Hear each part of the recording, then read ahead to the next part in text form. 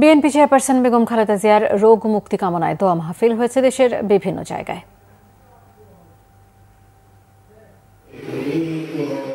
BNP chairperson Begum Khaleda জিয়ার রোগ মুক্তি ও সুস্থতা কামনায় দোয়া মাহফিল হয়েছে সাভারে আমিনবাজার ইউনিয়ন ছাত্র দলের আয়োজনে।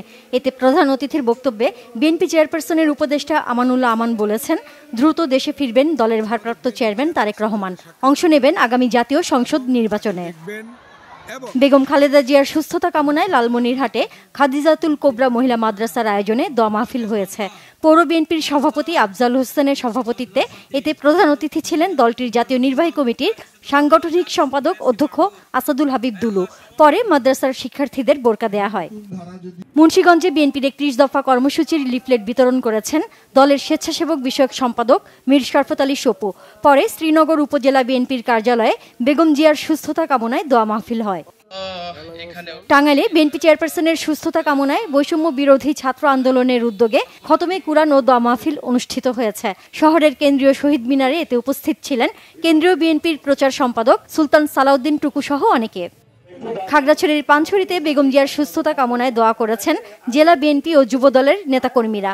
এতে উপস্থিত ছিলেন জেলা বিএনপির সভাপতি ও বিএনপি মনোনীত প্রার্থী ওয়াদুদ ভুইয়া সহ অনেকে। বেগম খালেদা জিয়ার পরিপূর্ণ সুস্থতা ও দীর্ঘায়ু কামনায় সাতক্ষীরায় কোরআন খতম ও দোয়া মাহফিল হয়েছে শহরের লেক ভিউ কনভেনশন সেন্টারে। এতে সাতক্ষীরা 2 আসনে বিএনপি মনোনীত প্রার্থী আব্দুর রৌফ সহ অনেকে অংশ নেন। নরসিংদীর ইটাখোলা বালুর মাঠে আইয়ুবপুর ও পুটিয়া ইউনিয়ন বিএনপির উদ্যোগে বেগম খালেদা জিয়ার সুস্থতা কামনায় দোয়া ও মিলাদ মাহফিল হয়েছে। এতে প্রধান অতিথি ছিলেন জেলা বিএনপির সহ সভাপতি তোফাজ্জল হোসেন মাস্টার আর প্রধান বক্তা ছিলেন জেলা বিএনপির সাধারণ সম্পাদক মঞ্জুর এলাহি।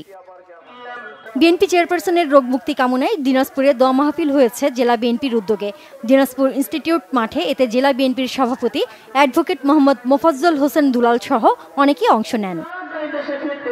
Naznin Akhter, Bangla vision, news desk.